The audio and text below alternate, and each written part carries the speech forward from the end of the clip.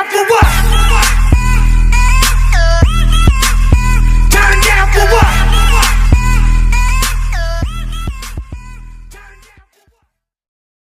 โอเคก็ต้องขอสบายดีท่านผู้ชมทุกท่านเนาะมื้อนี้เขามาในรายการเกมเมอร์ทีวีเนาะสิมาสอนแบบว่าเฮ็ดหยังอันนั้นประตูเนเธอร์เนาะแบบว่าประตูนรกเนาะเปิดปิดได้ประตูเราเปิดปิดได้สิใส่เงินยามใดก็ได้มันต้องเฮาเปิดเมียนตลอดเลยแบบว่ามันสิอันนั้นเนาะไม่สิให้พวกว่าสัตว์อยู่ทั้งนอกเขาไปหรือว่าพวกสัตว์อยู่ทั้งในหันออกมาเนาะก็ได้เนาะสิ่งที่เขาเทียบกับมีเบิร์ดอยู่ลุมนี่เลยเนาะเทียบเลยนี่ไม่กัดเป็นหน้าตาแบบนี้เนาะมันก็เป็นหน้าตาแบบนี้เมื่อเปิดแล้วก็ปิดง่ายๆเนาะไม่ได้ยุ่งยากโอเคห้าสีมาสอนเฮ็ดกันเลย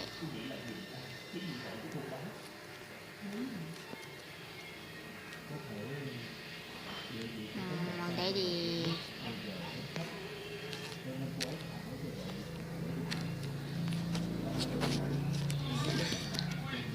โอเคขั้นแรกเนาะใช้ท่านหันตอบอันนี้นี่บล็อกตัวไหนนี่ขึ้นมาจากสั่นกระไดเนาะขออภัยนำเด้อเสียงมันรบกวนเนาะเสียงตัดนะขอกับบ่จักขออภัยด้วยโอเคแล้วก็ให้ใส่อันนี้นี่แบบนี้มือใดแบบนี้เลยเนาะให้ทางใช้ว่าตัวนี้จังสีเลยแล้วก็ใส่บล็อกเนเธอร์จังสีแล้วก็แบบนี้โอเคเมื่อแบบนี้ไปก่อนเนาะฟังไปเบิ่งกันเริ่มแล้ว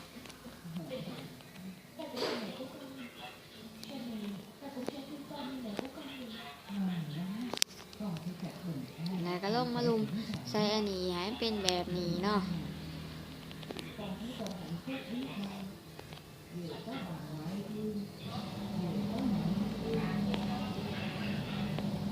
โอเคเมื่อใดแบบนี้แล้วก็มันก็ไม่ได้ยุ่งยากในปานใดเนาะ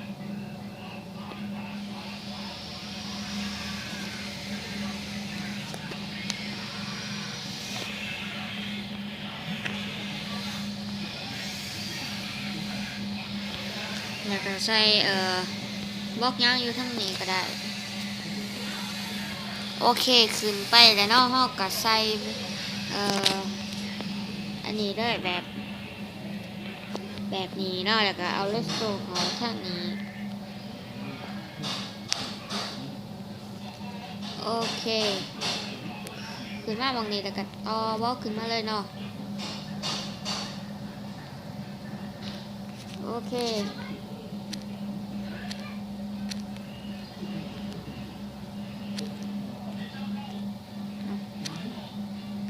เริ่ม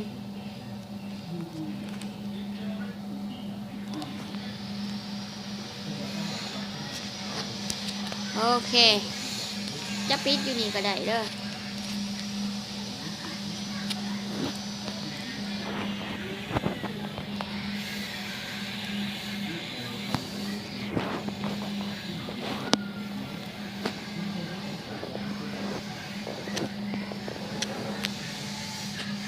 โอเคก็ได้แล้วเนาะประตูนรกเปิดปิดได้แล้วก็ให้ท่าใส่น้ำแล้วก็ไปเช็คเขาเลยน้ำมีลมไปเช็คที่เทิงเนาะโอเคสิมาลองเฮ็ดเบิ่งสิได้ผลเนาะโอเคได้ผลอยู่เนาะแล้วก็ยกลงแล้วมันก็สิปิดน้ำน้ำเยี่ยน้ำ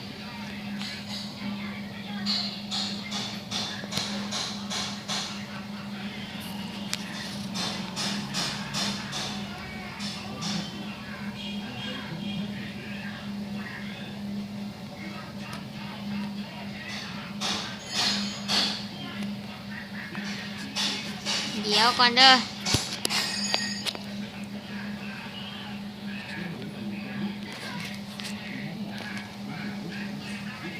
แล้วก็ลองใส่หนังเขาไม้ด้วยท่านผู้ชม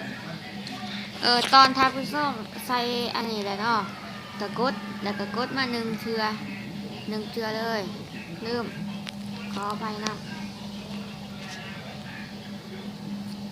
โอเคลองมาปิดไปโอเคก็ได้แล้วเนาะได้เรียบร้อยแล้วถ้าอย่าลืมกดอันนี้เด้อไม่เป็นสำคัญสุดเลยตัวนี้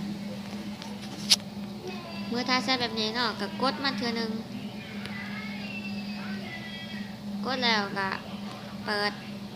ปิดโอเคถ้ามากก็อย่าลืมกด subscribe เพื่อเป็นกำลังใจให้คลิปต่อๆไปโอเคสบายดี